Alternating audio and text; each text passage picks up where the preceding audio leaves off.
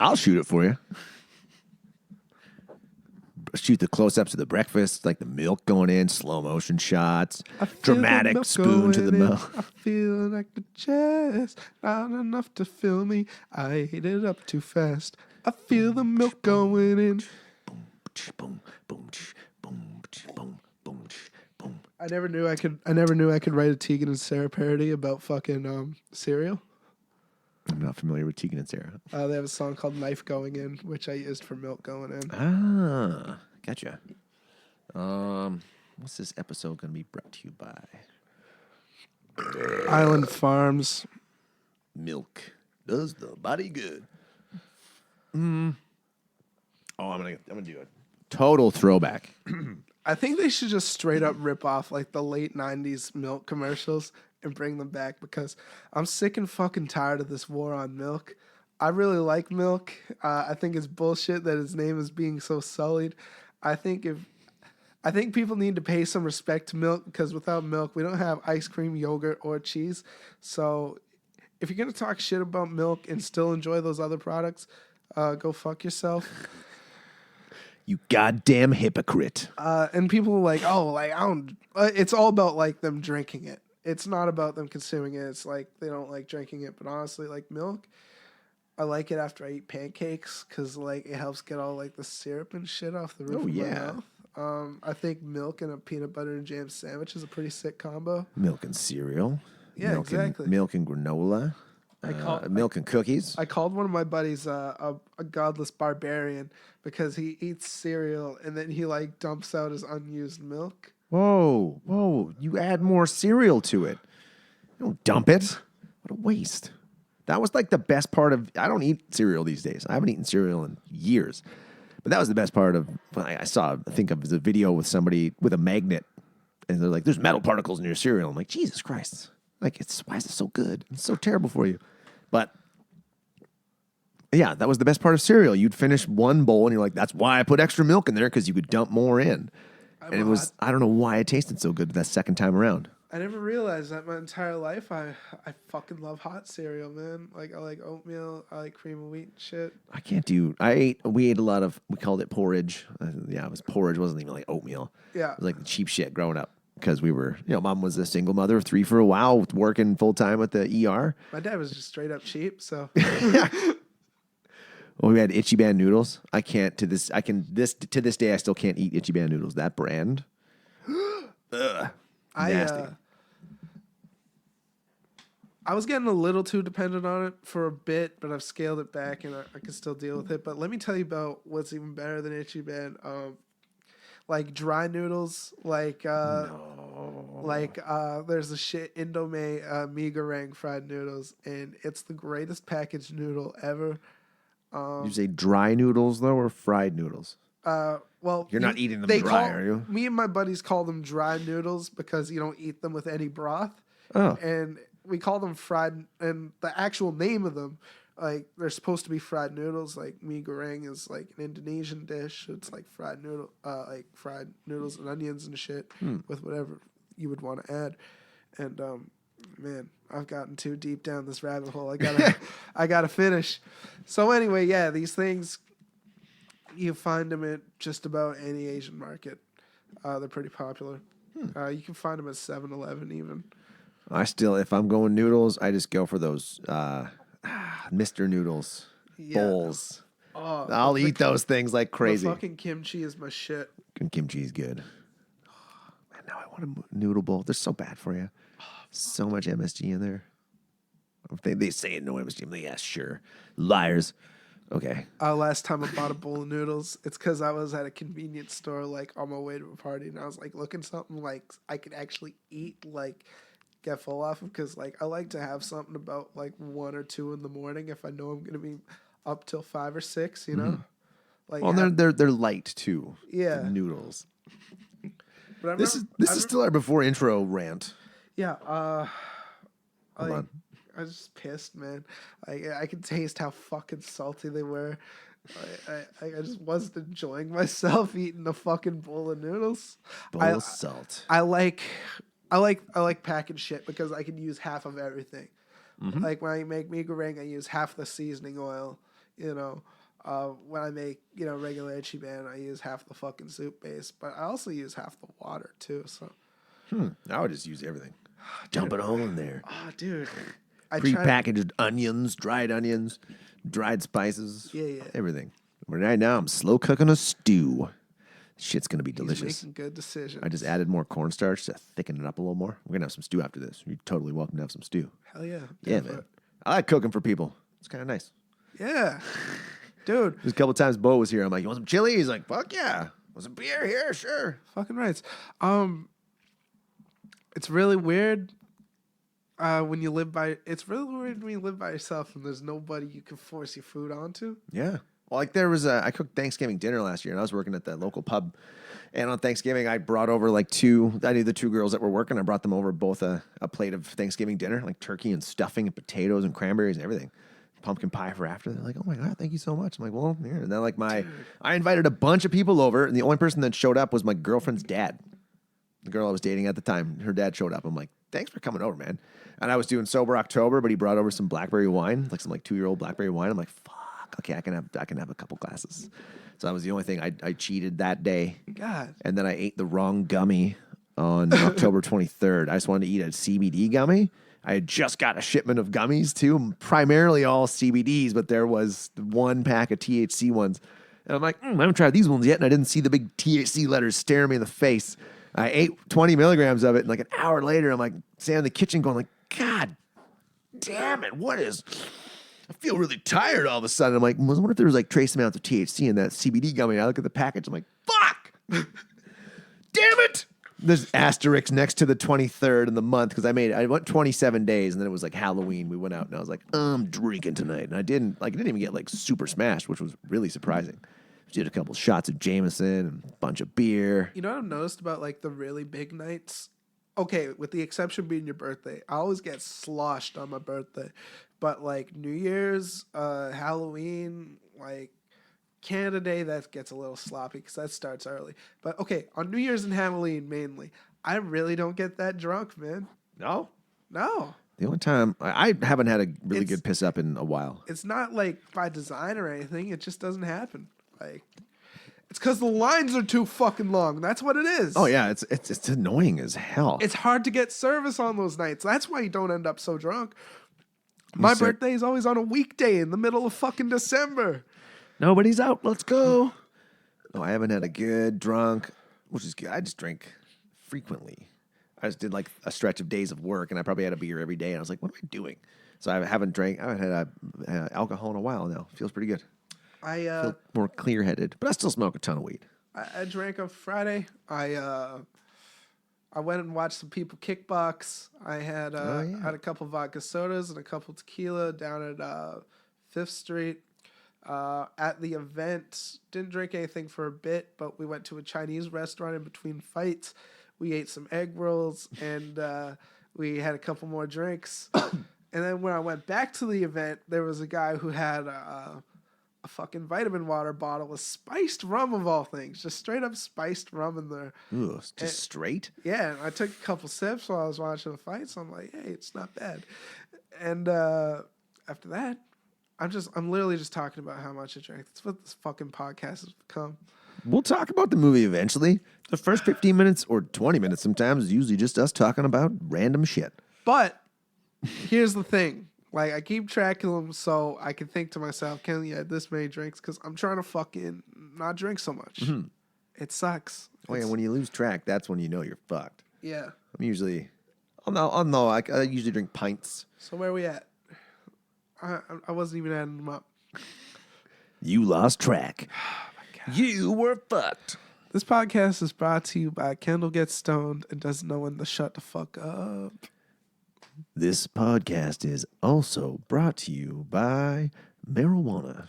No, you just said that. Yeah, Fuck. Yeah. This podcast is brought to you by water. Stay hydrated, folks. This is real garbage.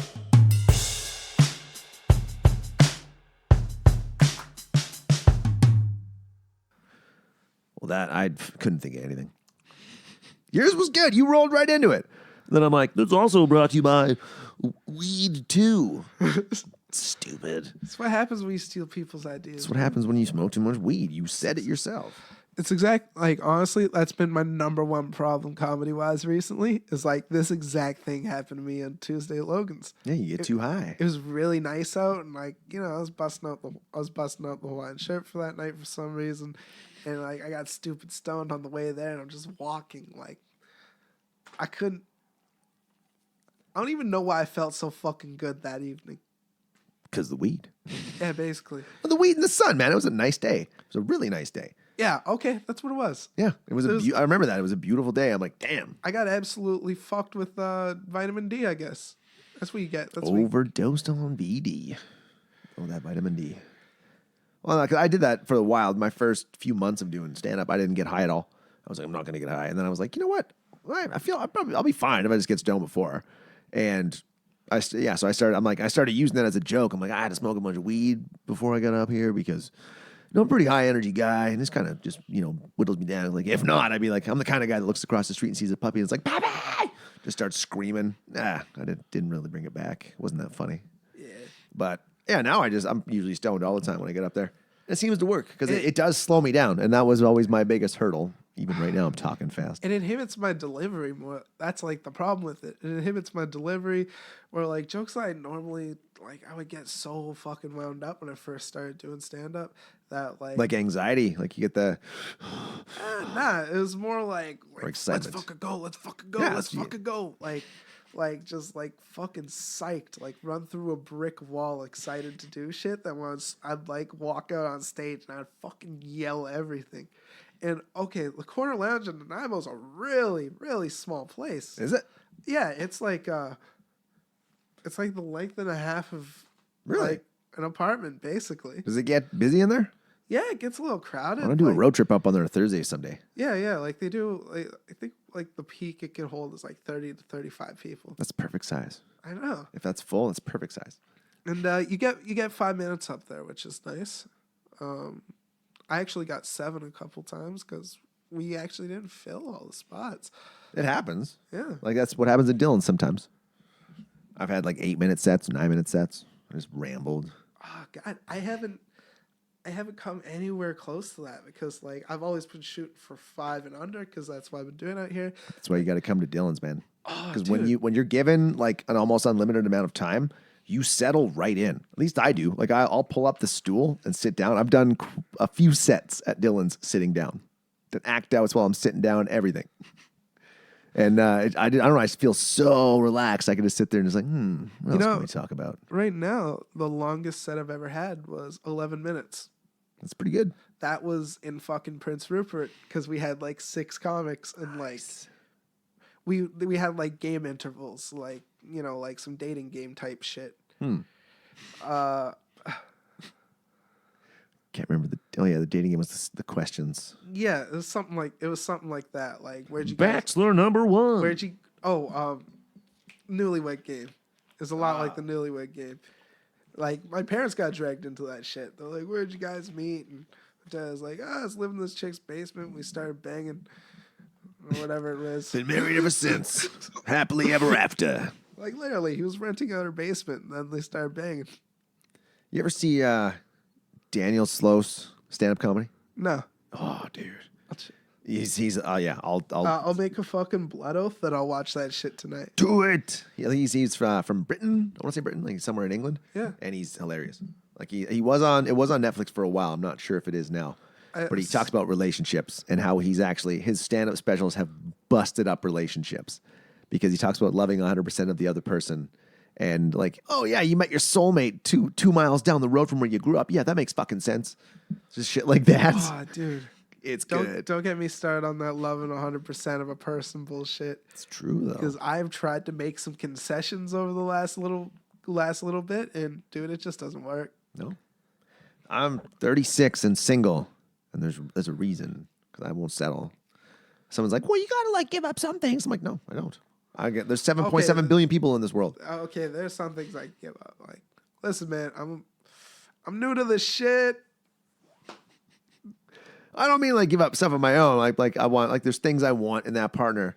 Someone's like, well, that's asking pretty lofty. I'm like, there's a lot of people on this planet. I've only explored this part of Canada, basically. I haven't traveled anywhere, like Mexico a couple times and down to the States a few times. There are tons of people on this planet. That's what you gotta do, man. You gotta travel. I know. Because, I mean, you know how fucked a sports team would be if they only recruited from around the city they were in? They'd be screwed. They'd be screwed. Yeah. So, like, why doesn't that make sense in relationships? Like, people are like, no, I met my soulmate in the city that I live Canucks in. had to go all the way to Sweden to get the fucking Sedins. Man, I look at so many people that I know that have just settled. Dude, I know a guy who's Canadian who's married to somebody he met in Germany, man. They seem super fucking happy together. Yeah. Yeah, because, like, traveled around the world, met someone, like, from a place he's never been. Like, that's the thing, man. There's so many people. There's so many people we can meet. Anyone here ever have a crush on an exchange student? Yep. Yeah. Oh, yeah. There you fucking go. Oh, yeah. You gotta travel, man.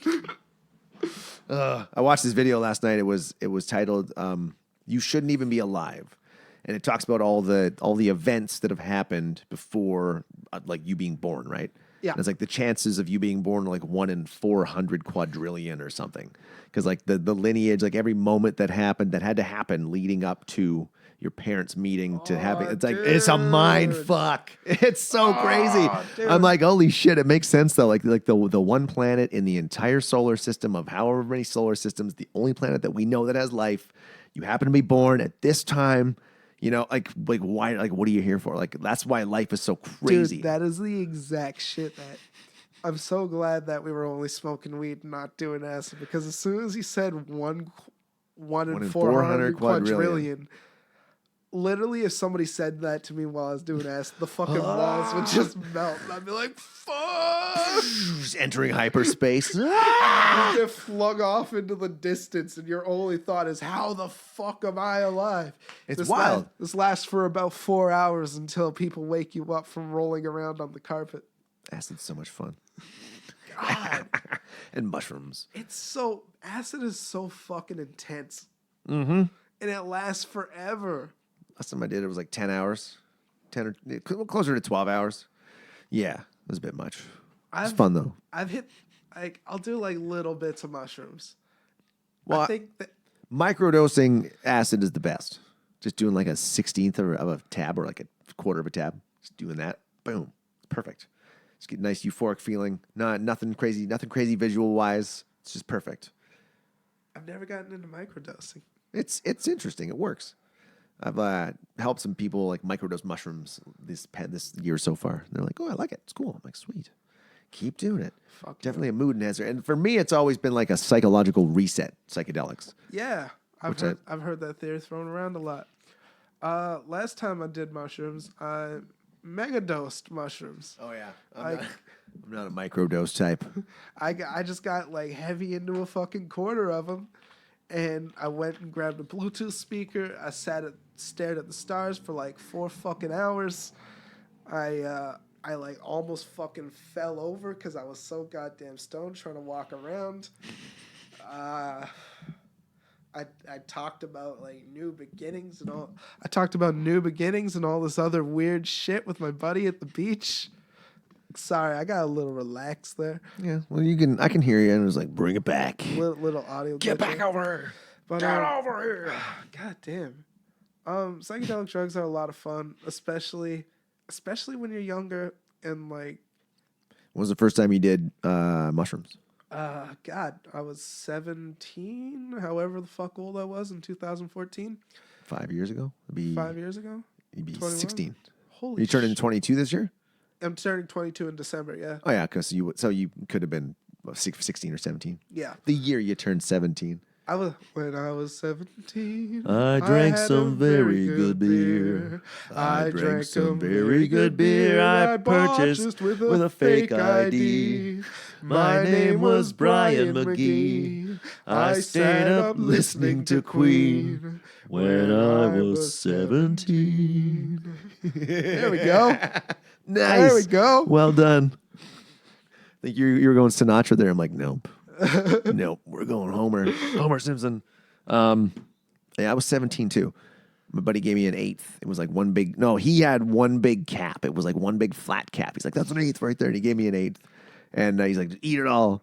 So I did. I was with the girl I was dating at the time. And I think we stayed at her grandma's house or something. But grandma was asleep. So I ate them, and then we drove to her place because he's like, it'll take like 30 minutes to 1 hour to hit you. I'm like, perfect.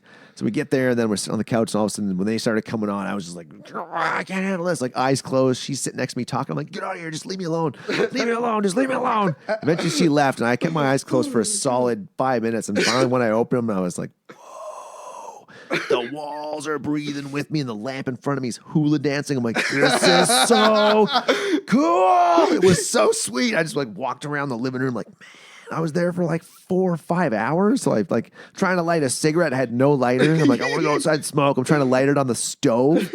I think I eventually got it lit, then like ran out the front door like, okay, I don't want to them to think I'm smoking in the house. And then I eventually drove myself home. I was still a little bit high, but I'm like, no, I'm fine. It's 2-3 in the morning. It's Brandon, Manitoba. Nobody's gonna pull me over. I was in the living room for 4 hours. It was, and there was like light coming from like a fish tank. Oh no, it wasn't a fish tank because I would have been tripping on the fish tank. I think it was just like a light from the kitchen or something that was just always on. I was like, fine, I'll leave it on then because it was nice. It was, and then like car headlights going by like across in the windows. I was like, God damn. And then I realized like years later, I'm like, oh, it's better to do them outside in nature. This Brentwood Bay is the perfect place to do psychedelics. That's a great mushroom story, man. I enjoyed that a lot. Dude, I've got a few. Man. That was my first one, though. That was so much fun. My first time ever doing mushrooms, I did about 2.53 grams at the carnival. And the carnival was nowhere near as exciting as I thought it should have been. Like, I just, like, got up there in one of the rides. I'm like, it's fucking cold up here. Holy shit. Like, I got back on the ground. Then weird shit started happening, like, light trails and shit. And I remember walking up to my buddy, and I'm like, yo, Selena, you want to, like, grab some fucking lemonade for Chase? And I turned around, and I heard, Kendall, I'm over here. I'm like, what the fuck? Who were you talking to? Or what were you talking to? Yeah, I was literally talking to an image of a person that wasn't there. And then I went to a house party after that shit, which was nice. a lot of fun. I stared at this picture of like a couple hockey players. It was like this painting like Bobby Hull or some shit. And I'm like on this big rant. I'm like, this is back when the game was played by fucking men. There were 6 teams. They traveled by fucking train. No helmets. Gordie fucking Howe. You fixate on weird shit when you're really high. Yeah. And I like fucking love hockey. Like it's actually kind of an integral part of my life at times. Man, I never played, never got into it. I can watch it live. Which is super weird for a dude from Manitoba. Yep. My parents never. It was an expensive sport. Dude, it was. I've been on skates. Like I played shinny and shit, but I never played league hockey. But dude, my first NHL game ever. So I was dating this. She was a sales rep for the TV station I worked at. Yeah. She was like 13 years older than me. I was 26. She was 39. She had like two daughters. It was weird, but it's cool for a while. But she's like, "Hey, do you want to go to the Oilers game? They're playing the Coyotes in Edmonton Friday." I'm like, "Yeah." What? She goes, "Yeah, we got some sweet tickets. My friends couldn't use them." I'm like, "Okay." It was the night they raised Glenn Anderson's number to the roof. What? Gretzky's up there, Mark Messier, Grant Fuhr, like all the old boys from like Paul the 80s. Coffey. I'm like, holy fucking shit. And yeah, like, because we got there late and we could walk in, we've got second row behind the visitors net, like just off to the right-hand side. Yeah. It was so sweet. Like just, we could see like the expression on people's faces just right in front of us. Like we had these these Oilers fans behind us. It was just, you fucking suck. Like, and there was a guy named Hansel, like, Hansel's so hot right now. Every time he got close, dude, just fucking so good. The banter in the audience, like in the crowd was fantastic. But what an experience. First ever NHL game, like second row, like right there, like in the action. They won, and they were, this big dedication to Glenn Anderson. I'm like, that's pretty cool. Yeah. It was so sweet. Dude, hockey games are so much better if the team you're watching wins. Yeah. Oh my God, dude. Like, nothing's worse than going to a hockey game and watching the team lose, because it's just like, what the fuck did we go watch that for? It's like the life of a Canucks fan. I've watched the BC Lions, and even though they're usually a pretty competitive team, both times I've seen them live, they've lost. Fucking brutal. I think I watched it was a Lions home opener in 2010 against the Rough Riders. when they were at Empire Field because they were doing work on the other Dude, field. Last place I saw the Lions was in Empire in 2011. It was pretty or cool. 2010. Yeah, that was probably the same game. Yeah. that- This was against the Stamps in late August. Yeah, this was the home opener. Yeah. My girl I was dating at the time, she's from Saskatchewan, so she's a big Riders fan. Oh God, they all are. They're hardcore. Dude. Yeah, like I knew somebody back home who was from fucking Saskatchewan. I love that we're 25 minutes into this. We haven't even mentioned the movie. Yeah. So our movie is the 2000 David Arquette-led classic, Ready to Rumble, from Warner Brothers. It's a movie about these two Beavis and Butthead-esque guys who work at a convenience store who by chance get wrapped up in the world of professional wrestling because their hero's like an alcoholic or some shit. They're trying to restore him to his former glory, and somehow out of all this, they become wrestlers themselves. It's got a very Freddy Got Fingered type vibes with the father figures who both think their kids are complete fucking losers, which they kind of are because they're adult men who still contend that wrestling isn't fake. That was a perfect synopsis. It was exactly what that movie was about. It scored a 5.4 out of 10 on IMDb, 23% from the critics on Rotten Tomatoes, and 52% from the critics. I watched this movie. I would have been 18 or 19. I was 18 when it came out. I enjoyed the shit out of it because I was a big wrestling fan until I was about 17 or so. So when this came out, I was like, I'll watch it. It looks cool. It was just funny how they had basic cameos from almost every single WCW Sting, superstar. DDP. Within the first couple minutes, you got Macho Man. Yeah. Tag me in! You're mine! That was good. I got 3 minutes with you. Bonesaw is ready. Bonesaw is ready. I went as Macho Man for Halloween back in like 2014. My homemade Macho Man costume was awesome. Dude, doing the Macho Man voice for longer than 2 minutes absolutely destroys your throat. It's hard. But like you can just do it in short bursts. Oh yeah. Cream of the crop. Nothing means nothing. Rise to the top. Hulk Hogan. We're gonna go in the ring. You and me.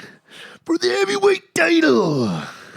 Wrestling impersonations are my favorite thing. I really don't have anywhere else to show this off. So What you got? I do a pretty mean Bruce Buffer. Dude, so do I. Bruce Buffer off right now. Okay, you do. All right. Away from the mic so we don't blow the levels out. Bruce Buffer or Michael Buffer? Bruce. All right. You go first? Fuck. Let me think about it. I'll go first. I know where the place of my voice is. I just need to figure it out. Scheduled for 5 rounds in the UFC middleweight division. Introducing to my left, fighting out of the red corner. He is a boxer, Brazilian Jiu-Jitsu from Montreal, Quebec, Canada. He is the UFC middleweight champion of the world, George Rush St. Pierre. That's pretty damn good. Yeah, so I used to get drunk as shit and yell at outside the bars in Prince Rupert, and people fucking loved it. All right, hang Or on. maybe they didn't. Who knows?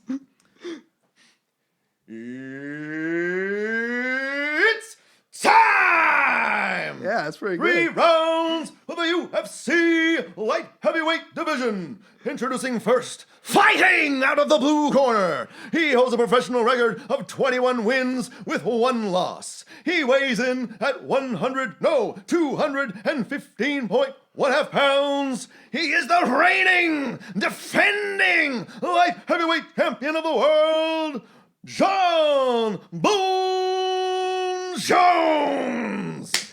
Holy shit! Woo! Dude. My neighbors are probably like, what the fuck is going on down there? This is payback for all the noise. I also do a pretty good Michael Buffer. I always thought, okay, the sketch I want to make, holidays at the Buffer's house. Oh my God. Christmas dinner. Honey, can you pass the gravy? We're coming your way, dear. Daddy, can I have dessert? Not until you finish your dinner. It's just nonstop. They start getting in arguments. They're fighting over their work and shit. Yo, you never come home. That's fucking good. One of my favorite voices that I like to do is that of Howard Finkel, former WWF ring announcer. From Calgary, Alberta, Canada, weighing in at 215 pounds, he is the World Wrestling Federation heavyweight champion, Bret the Hitman Hart. Boom, ding, boom, boom, boom. I can't remember his theme song. That was the Aquaman theme song. Have you seen Aquaman? No, man, but it was in theaters for like 3 million years. I watched it on acid for my first time. What? Yeah. Visually, that movie did look like a treat. I did. Okay. No, it was mushrooms. It was mushrooms. I actually did a bit about it at, maybe I'll bring that up tonight. I'm doing mushrooms after a float tank. I had a whole bit where I was like, I missed comedy last week because of a float tank. Like, not because I was stuck in there. Like, fuck. Can you imagine? Help! I don't know if I've been in here for 10 minutes or an eternity.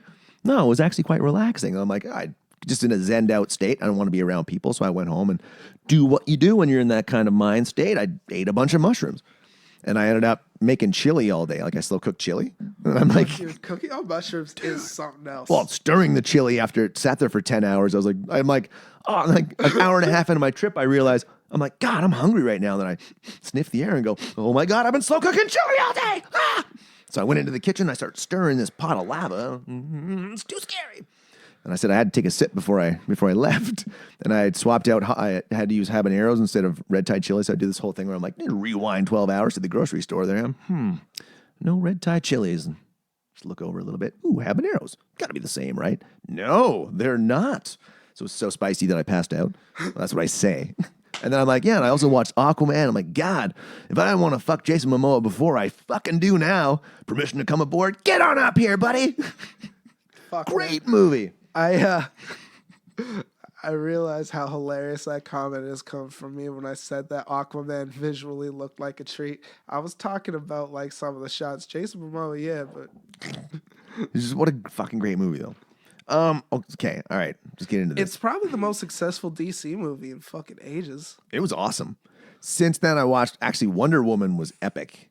I watched that a few weeks ago. It was really good. I'd never seen it. It's on Netflix. I was like, yep. Maybe starting to watch more DC shit's the route I should go, because I'm just kind of worn down by Marvel's formula right now, man. Dude, Justice League was good. I downloaded that and watched it. Pretty Really? dark. That was the first introduction of Momoa as Aquaman. Yeah. And it was good. I liked it. That's why they have to like fight Superman, 'cause they bring Superman back and they're like, what are you doing? But he's like not really Superman. He's just like going to murder them. So they all have to fight him. And then, I watched Wonder Woman was good. Aquaman was good. There's one other one, Shazam. Downloaded that one, but I haven't watched it. My buddy's super into the Supergirl TV show. He brought it out one night when we were drinking. Regardless of how good the show may be, it's just hilarious. Like, he's coked out of his mind, yelling around drunk, going, you know what show you guys gotta watch? Fucking Supergirl, man. Supergirl, bro. It's so good. Yeah, like literally super bad, bro. It's so good. It's ridiculous. Dude, the shit people end up watching simply because it's on Netflix. I just watched, if you watched The OA, Fuck, dude. I've like been in the room while it's on. you got to watch it from the start and you got to pay attention to it. It's amazing. It's really good. It's 16 episodes total. That's it. It's two parts, 2 8-episode parts, about an hour apiece. And I thought, I'm watching, I'm like, cool, it's going this way. And all of a sudden it just goes boosh. I'm like, wow, where is this story going? It's wild. It's pretty cool. That's all I'm going to say is that I can't tell you anything about it because it'll ruin it. Like, I can tell you, like, the opening bit, this girl is lost for 7 years. She was blind when she went missing. And then they find her, she can see.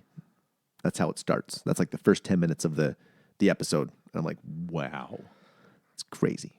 I've like literally only really had time for sitcoms all year, man. Like, I'm watching Third Rock from the Sun Oh, fuck. on Amazon Prime. It's so good. Amazon Prime's got some decent stuff on there these days. I'm surprised. Anyway, okay. Ready to rumble. Starts off at a convenience store. He has a little dream inside that he's fighting the guy working because the guy working's an idiot. So I love the 2000s when they could still use the word retard and retarded. Let's get retarded. Well, yeah, that was like a song. But this guy's like, wrestling is for retards. So I'm like, holy shit. Oh, I forgot. Sounds like a line from a Primus song, man. Yeah, wrestling is for retards.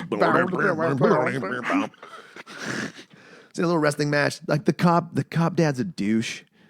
And I just love how like he's like, you're gonna be a cop. I'm like, well, that's just like crazy. The dude's full grown, like 20-some years old. Still lives at home too. Like, how old are these guys supposed to be? At 27 or 21? Was he 27? I think they were like 21, man. They look older. I think it's just because they probably were. Scott Conn, he always kind of looks young. He never really ages. And then, like, Kay, we were talking about this earlier too. We're probably not going to go step by step through this. No. That this basically bankrupted the WCW, did it not? Or like it's kind of killed wrestling after? Okay. It was a bad use of money, but it was just kind of one in many bad uses of money. Guys in WCW were making like actual professional athlete fucking salaries. Really? Oh, I guess that's a little bit more of an expenditure than they should have had. Yeah, like Hogan was making like $12 million when in the current day, John Cena's peak earnings were $6 million before merch and licensing. Really? Yeah, that's surprising. Well, it is Hogan. Like Hogan did basically like bring wrestling to the main stage of entertainment for a while. Yeah. So here's the thing: everybody had ridiculous deals like that. I wonder what The Rock was making. The Rock at that period of time probably like 1.5, 2 mil. Wow. Yeah. That's crazy. But like a bunch of guys had stupid contracts. Bret Hart was making like 6, 7 mil, even when he was only working half a year. Piper made like 2 mil, despite the fact he showed up like 6 times a year. Half-assing it. And then there were literally 70 to 80 guys on the roster. Some of those guys were making like nice into the 6 figures. They didn't show up once all year. That's crazy. Lanny Poffo, Randy Savage's brother, was an undocumented employee for like 7 years because they had like this sign-up sheet. And if you signed up on this sheet like 3-4 times a year, you got your full guaranteed yearly salary. You didn't even have to show up though. Like you just had to sign on the sheet and then it'd get fed through like Turner payroll. Because this was for like a corporate environment. Those are the payroll systems they were using. That's like they were using all the same technology as like they would have been for like Warner Brothers and all that shit. So, but a wrestling company is run more like a sports organization than a production studio. Mm-hmm. So yeah, these guys were showing up a handful of times, not doing anything, and they would walk away with like $400,000. Because they signed their name on a sheet a couple times. That's ridiculous. And they had this guaranteed deal that Savage got for his brother. Crazy. So there's probably about well over a dozen guys making between 1 to 3 million. I mean, you should check out, if you haven't heard it yet, Joe Rogan's episode of his podcast with Jake the Snake Roberts. Yeah, I surprisingly haven't seen that yet. Oh, it's so good. Because he also has, I think, Tony Hinchcliffe's on there too, because he's a big Jake the Snake fan. Yeah. The stories that Jake the Snake has. You ever watch The Resurrection of Jake the Snake? It's the documentary that they did about him. Crap. I don't know if I did or not. It's on Netflix. Check it out. I might have. Or I saw it on there and meant to watch it. Haven't watched it yet. It's too much shit to watch, man. You ever see Ric Flair's 30 for 30? Yes, Yeah. That was so good. Yeah, that was cool shit. I had no idea he had that sort of influence on culture. Huge influence. Dude, you go, woo! And like half the people in the room know who the fuck you're talking about. I can't remember whose comedy special it was, but like It was Joe Rogan's. Was it? Yeah, was it Rogan? He goes, he's Ric like, Flair, woo! And the whole crowd goes, woo! He's like, look at that shit. No, he didn't even have to say woo. He simply said Ric Flair. That's what I'm saying. He just said Ric Flair, and then the whole crowd went, woo! He's like, how American is that shit? There's a human associated with a noise. It's pretty funny. My buddy and I will just go back and forth sometimes with gifs, just Ric Flair and back and forth like once every few months. It's out of weird. nowhere. With your best friends, you can actually communicate in gifs. Yep. I've spent more money on spilled liquor and whores than you've made in your entire life. Woo! I got $300 alligator shoes. Woo! What a character. God. I think Those the were the best part days. about it is like before he was anybody, he survived a fucking plane crash. Oh, yeah. Fuck. He's had quite the life. It's a crazy life. He was hospitalized like a couple weeks ago, and he's like out. He's like, yeah, I ain't dead yet, bitch. Nobody kills Ric Flair. He's one of the most longest lasting wrestlers so far. Dude, he's 73 years old, man. That's considering a lot of wrestlers die in their 50s and 60s. Oh, yeah. Drugs and more drugs and partying and more Dude, drugs. some of those old hockey players live forever, though, man. Gordie Howe was 89. John Beliveau was 92. Jesus. Yeah. Well, I feel like we have an advantage out on this Vancouver Island. The West Coast just ages people slow. I was working the other night and met two people that were doing the Ironman race here that was just recently.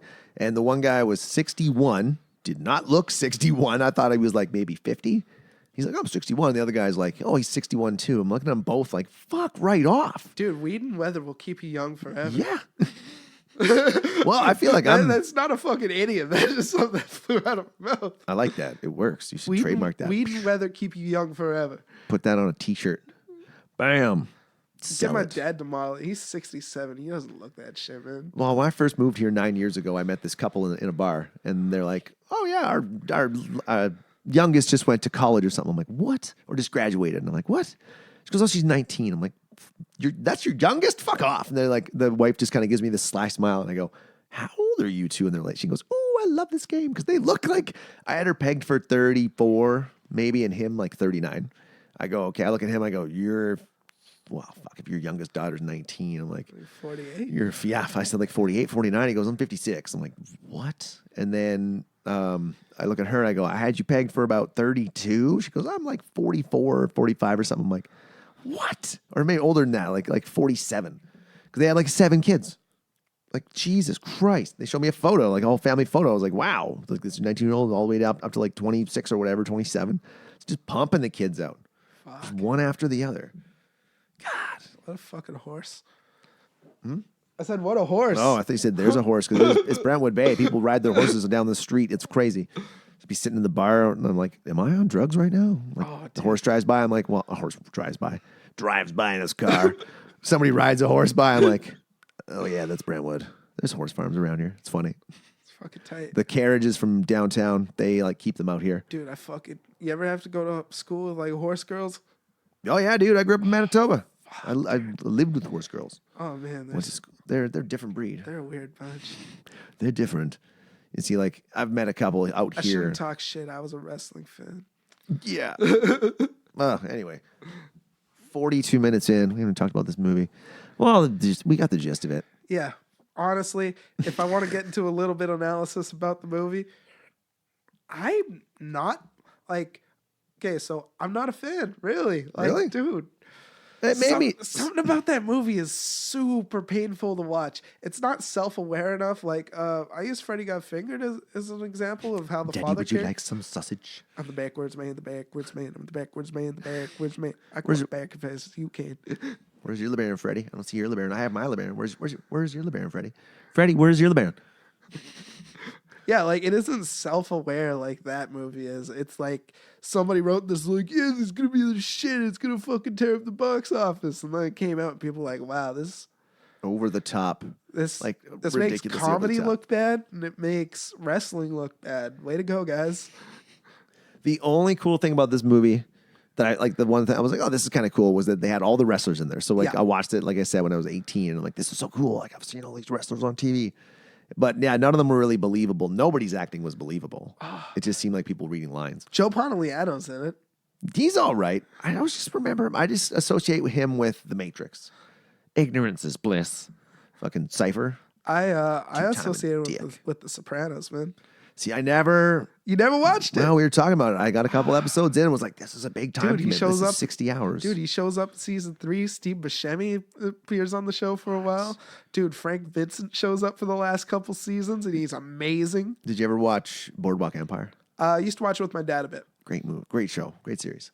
Steve Buscemi was awesome in that. Dude, Buscemi's the shit. His brother, though, that actor that played his brother has been in so much stuff since then.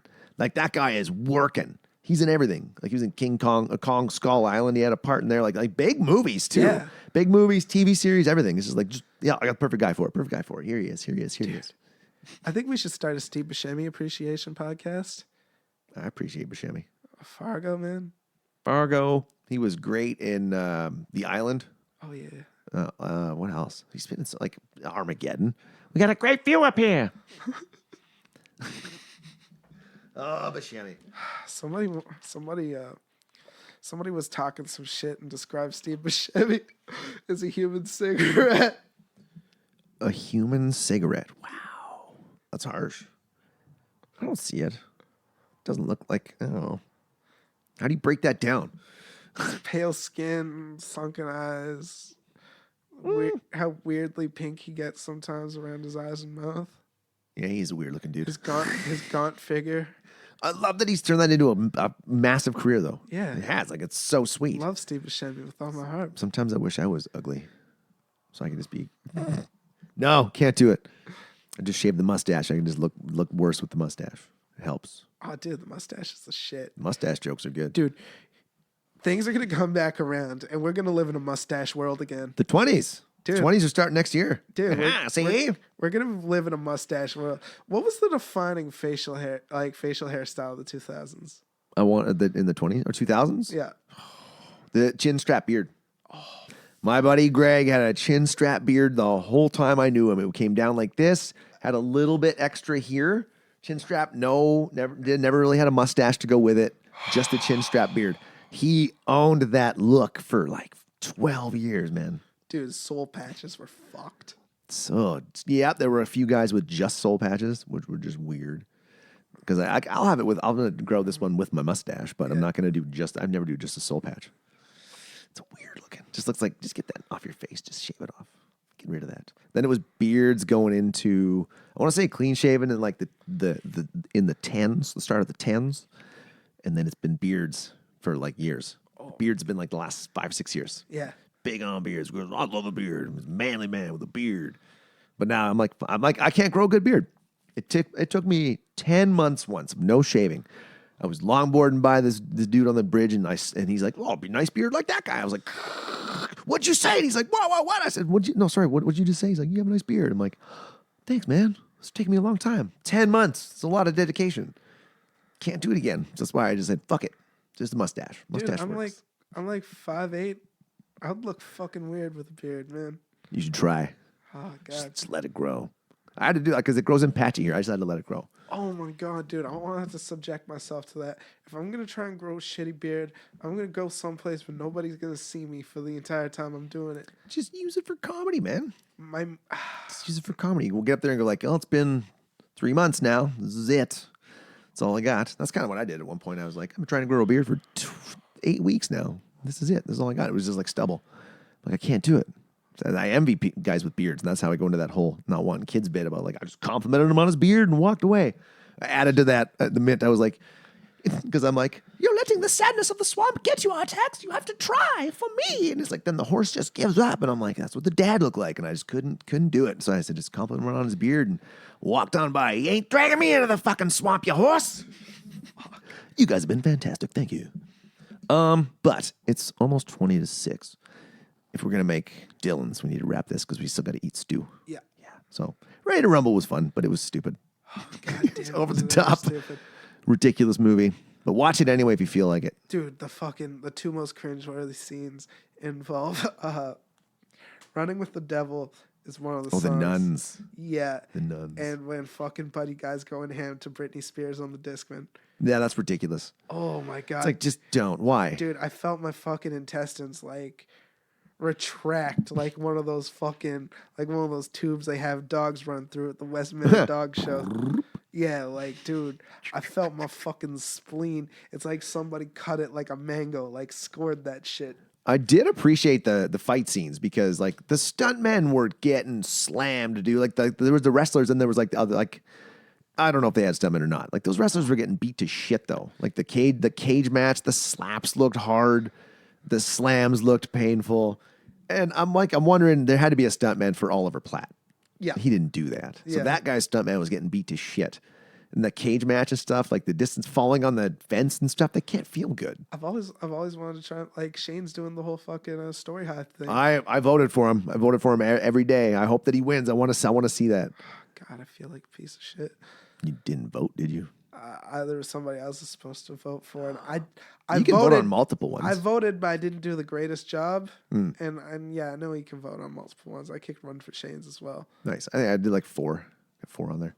God. Oh well, doesn't matter. I'm gonna see it. I think we're gonna see it. What's it for anyway? I didn't even know. Because I saw a preview, but there's like a full documentary shot. Yeah, like they're trying to get filming so they could shoot the full documentary. of these. Oh, I see. Yeah. I had an idea for one a while back. I might try it in a couple of years. So I haven't played competitive hockey since I was 11 years old.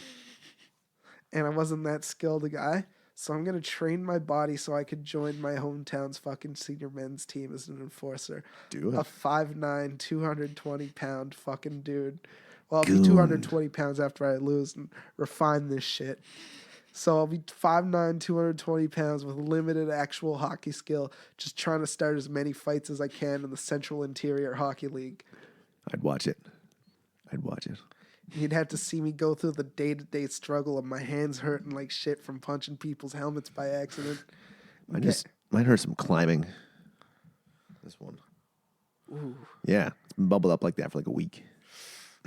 I can't, man. It feels so good when I climb though. Doesn't hurt at all. The Kind of hurts now. worst my hands have ever hurt was I dug a big ass ditch so a concrete wall could go in. Like they needed to be a precision job because they would have taken out way too much fucking ground if they did it with like even a bobcat. So I hammered the shit out of this. It's like 12 feet long, 4 feet deep, 3.5 feet wide. Took me all week and I got these blisters on my hands and shit. But I was also getting paid like $60 an hour to dig a fucking hole. It's not a bad gig. So I'll You take that. Get to work out and you get paid. I know, right? Fucking get a long ass Spotify playlist going on the fucking workplace radio, you know? Audiobooks, dude. I've been doing audiobooks. I listen to love it. I listen to podcasts when I work sometimes. I was podcast listening last year mostly, but now I'm like, I signed up for Audible and I get like, I was just trying to get sponsored by Audible. I talk about them all the time. One free book a month, so I try to find like one of the most expensive books Dude, I can. Audible Like, will boom. sponsor literally any podcast. Yeah, I should try to contact them. Well, next step is like you were saying, spend some money on some advertising, try Yep. to get more listeners, and then That's what I had to do with ask my them for a SoundCloud, man. sponsorship. Yeah. That's what I had to do with my SoundCloud. Anyway, I'm getting hungry and I got to go to the bathroom. All right, man. We're gonna call this podcast here. Oh yeah. Find us everywhere. You know where we're at. This one won't be on YouTube though, 'cause it's just audio. So Ready to Rumble sucks. yeah, it sucks. All right, bye everybody. This is Real Garbage.